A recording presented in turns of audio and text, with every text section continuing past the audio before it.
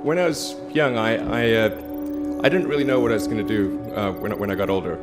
People kept asking me, but then eventually I thought that the idea of inventing things would be really cool.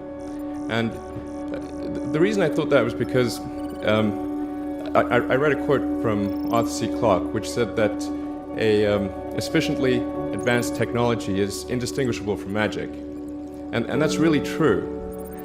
If you go back, say 300 years, the things that we take for granted today would be you'd be burned at the stake for. Being able to fly, being able to see over long distances, being able to communicate, and having access to all the world's information instantly from almost anywhere on the earth. This is stuff that really would be magic, or would be considered magic in times past. In fact, I think it actually goes beyond that, because there are many things that we take for granted today that weren't even imagined in times past. They weren't even in the realm of magic. So it actually goes beyond that. So I thought, well, if I can do some of those things, basically if I can advance technology, then that's like magic, and that would be really cool. And I also had sort of a slight existential crisis, because I was trying to figure out what does it all mean? Like, what's the purpose of things? And I came to the conclusion that if we can advance the knowledge of the world, if we can do things that expand the scope and scale of consciousness, then we're better able to ask the right questions and become more enlightened, and that's really the only way forward. I think about what technology solution is necessary in order to achieve the particular goal, and then try to make as much progress in that direction as possible. I think that being a multi-planet species and being out there among the stars is important for the long-term survival of humanity. But then the part that I find personally most motivating is that it creates a sense of adventure, and it makes people excited about the future. If you consider two futures, one where we are forever confined to Earth until eventually something terrible happens, or another future where we are out there on many planets, maybe even going beyond the solar system. I think that second version is incredibly exciting and inspiring, and there need to be reasons to get up in the morning. Life can't just be about solving problems. Otherwise, what's the point?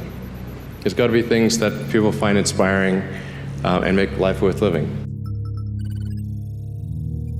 When my brother and I were starting our first company, instead of getting an apartment, we just rented a small office, and we slept on the couch.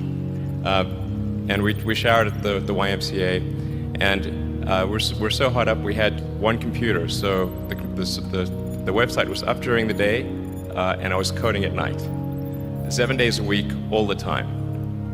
And I sort of briefly had a girlfriend in that period, and in order to be with me, she had to sleep in the office. So work hard, like every waking hour. That's the thing I would say particularly if you're starting a company. A natural human tendency is wishful thinking.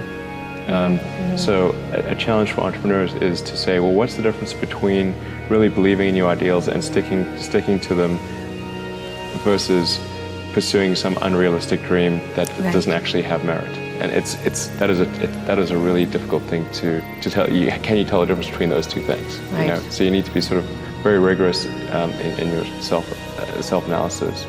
I think certainly extremely tenacious, and then just work like hell. I mean, you just have to put in 80 to 100 hour weeks every week. All those things improve the odds of success. Or how do you think about making a decision when everyone tells you this is a crazy idea? Or where do you get the internal strength to do that? Well, first of all, I'd say I actually think I feel fear quite strongly. So it's not as though I just have the absence of fear. I feel it quite strongly. But there are just times when something is important enough, you believe in it enough, that you do it in spite of fear.